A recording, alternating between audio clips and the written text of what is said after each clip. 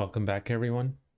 In this video, I'll be completing the lecture for the volumes of revolution section. So really the point of this problem is how do we set up and eventually solve figuring out the volume of a revolution of something that is not revolved around the X or the Y axis?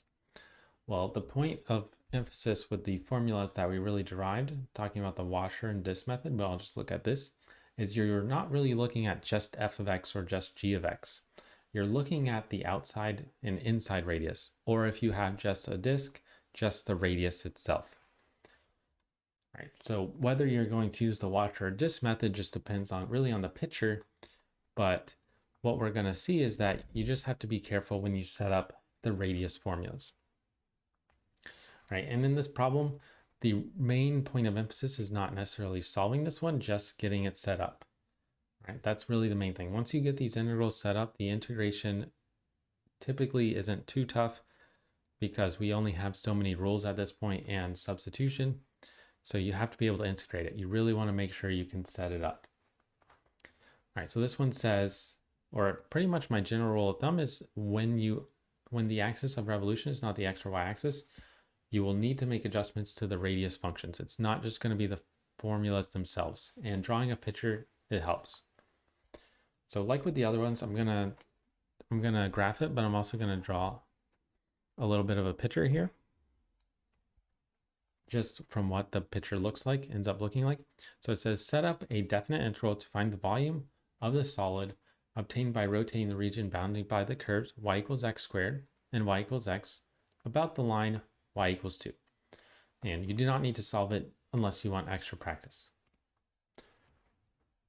All right, so let's go ahead and look at what we've got here. We have y equals x squared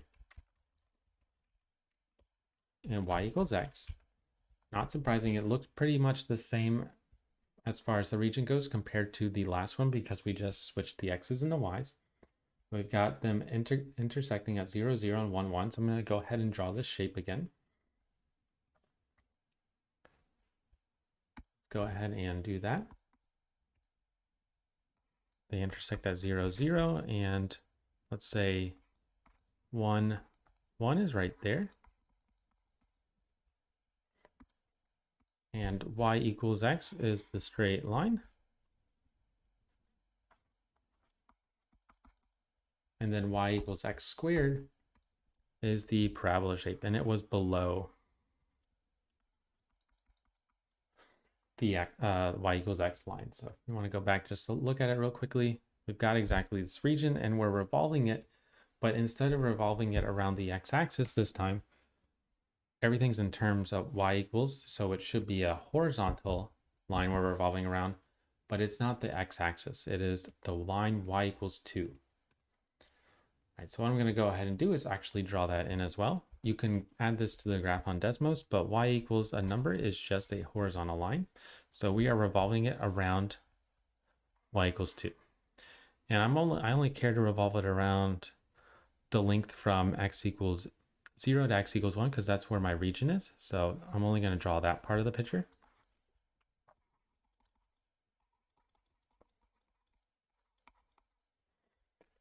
Now, first thing, do we want to use the washer or disk method?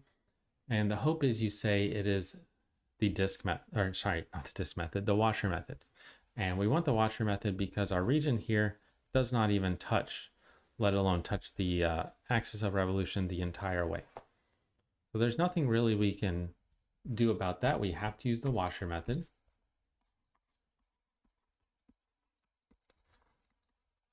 And another thing we want to go ahead and clarify, washer versus disk method, is that it is not touching, or sorry, well, it's not touching, which is the washer method, but also everything is based around x this time. We have our formulas in x, our line or axis of revolution is horizontal. And what that really means is that everything in the integral, so the bounds, the d part, the formulas themselves should be in terms of x.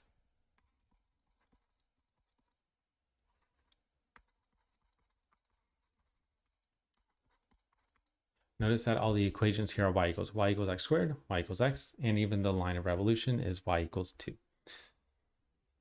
All right, so when we set up our volume, I'm going to leave the pi on the outside because we always factor that out. And the x bounds here are from 0 to 1. Right.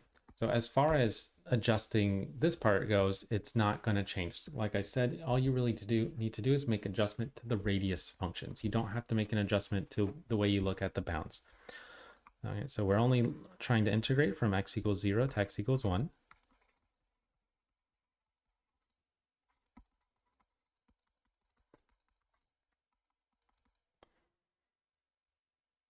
Right. And if we drew a little sample here, we would take this, and when we take this little section and we rotate it around this, it actually comes way up here. So it's kind of hard to draw. It's always kind of hard to draw these, but when we rotate it, the outside one comes way up here. The inside one is a little bit inside it.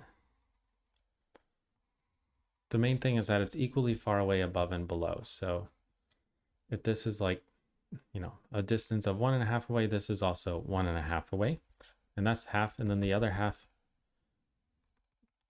when we revolve it, is behind the pitcher. But we get a washer. You can see this big donut shape. And main thing is, what is the outside and inside radius? We'll look at the outside first. And it might help to look, it might help. You should look at the original function. So not where you rotate it, because you don't really know the equation up here. So let's go ahead. Our outside radius, R0, the outside radius of x, because everything's in terms of x. Well, what is the outside radius here? Just think about doing the top minus the bottom like we've been doing before. It was just nice before when we rotate around the x-axis that the x-axis has equation y equals 0. So it was our function minus 0. Well, now if we do the top minus the bottom, just for comparing to get the outside radius, so we don't really care about the inside y equals x part, the top part equation has y equals 2 minus the bottom part here. So where we go down to all the way is x squared, y equals x squared. And that's the R0. RO. I always want to say 0 because usually we put numbers in subscripts, but RO for outside. And then we're going to plug that in. And you're also going to figure out the inside radius the same way. So the inside radius, it doesn't go all the way down. It just goes down to the line that's closer and more inside when you draw the picture. And so the inside radius, Ri of x, it's still top minus bottom, but we're just focused on the inside here. And the top one is still 2 minus the bottom one is y equals x. So it's just x. All right, now if it helps, what you can think about first is, what if we only had the outside one? If we only had the outside one, we would have this circle. The center would be at y equals 2, and the bottom one would be at y equals x squared. I realize now with the coloring that this might be it's a little confusing. So let me go ahead and switch it to the yellow. So if we're looking at just the outside, pretending the inside wasn't actually there, the center of our circle is at y equals 2. And then the bottom, how low we go, is at y equals x squared. And the radius r equals 2 minus x squared. All right, so that's where the top and bottom comes from. It can be a little confusing, I suppose, just because we have, you know, kind of the idea of the inside and outside functions here, the x and the x squared. But when we're talking about the top and bottom to figure out the radius formulas, you just need to look at the center or the thing you're revolving around, and then the minus the one that's farther away. All right, so we go ahead and plug it in now, because what is our formula? Now we have the pi outside. We just put the r outside function, 2 minus x squared,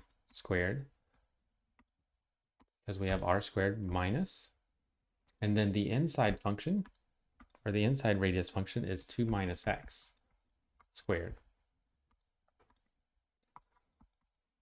And that's just the washer formula. If you already have the pi factored out, then you don't need, then you don't need the parentheses anymore because this is telling you distribute it.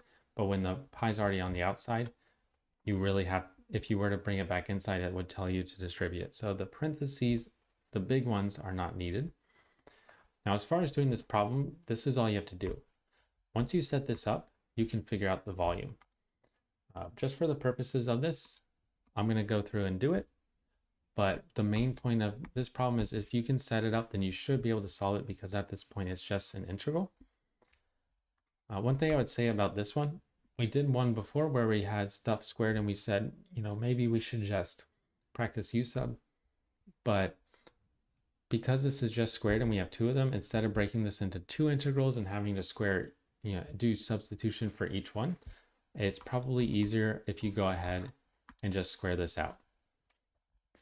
So whenever you square something, we've talked about this before, you can use a little shortcut. We do the first thing squared and then plus 2 times the mixed term. So we get 2 times 2 times negative x squared is negative 4x squared. And then plus the last thing squared. So x squared squared is x to the 4th. And that comes from foiling it. So if you're not comfortable with that, just foil it out and you should see this pop out. But we've done that quite a few times. Minus, and then when we square this one, because of the minus here, you can't forget to put the stuff in parentheses. But we have the same thing. So 2 squared is 4. 2 times negative x is negative 4x. And then x squared is exactly that, x squared. So when you FOIL this one out, you should get this. Now let's go ahead and distribute that minus sign through.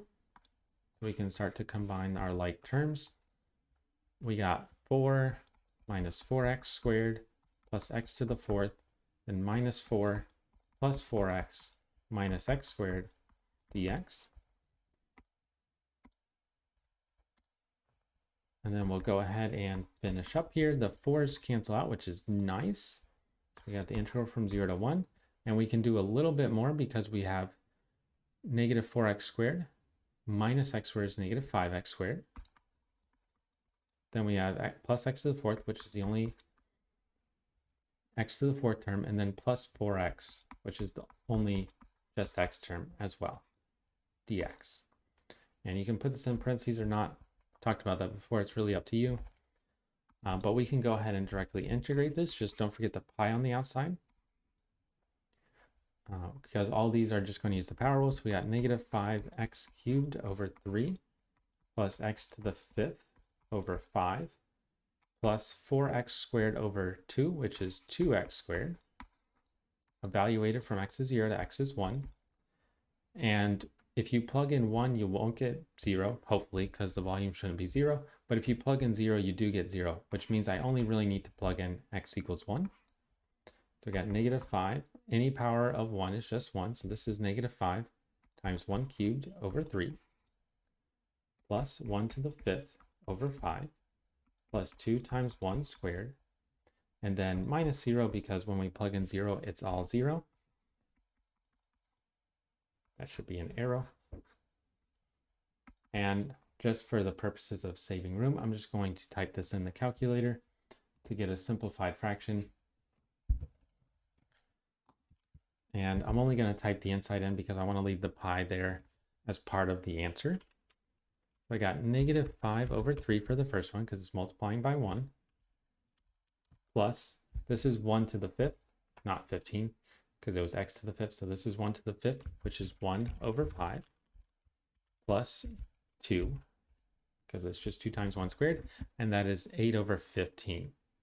So simplified, the inside here is just 8 over 15, and it multiplies pi, and that's why we get 8 pi over 15 as the volume. So it definitely takes some practice to get this stuff down, but the main thing is that you just want to run through two things in your head. Based on the picture, should you use washer or disk? And are you revolving around a horizontal or vertical line? If it's horizontal, everything should be in terms of x's. If it's vertical, everything should be in terms of y's. All right, but that is it for this section, and I will see you in the next one.